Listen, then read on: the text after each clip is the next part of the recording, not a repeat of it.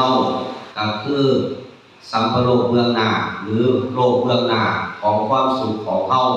เมื่อเฮาละจากโลกนี้ไปเฮาก็มีแต่ความสุขแต่ความสุขปัจจุบันของคนเฮานี่ปรารถนาทุกคนแม้กระทั่งสัตว์มีชีวิตหรือสิ่งต่างๆก็ต้องปรารถนาหาความสุขอยู่เสมอแต่ความสุขในทางพุทธศาสนามันก็มีอยู่4อย่าง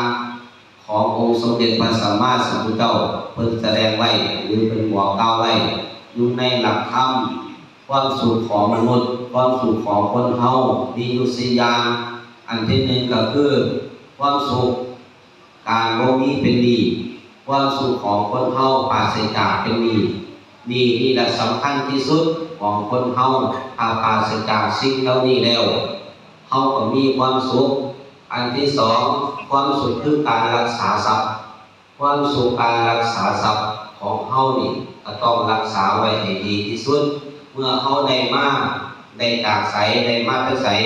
ทำมาหากินโดยแบบสุจริตเฮาก็ต้องเก็บรักษานี่คือความสุขของเฮาอันที่3ความสุขคือการได้ฝังภาพไว้ในพุทธศาสนาฝังไว้ในบวรพระพุทธศาสนาคือฝังทรัพย์ฝังสมบัติอริยทรัพย์ของคนเฮาฝังไว้คือคุณงาม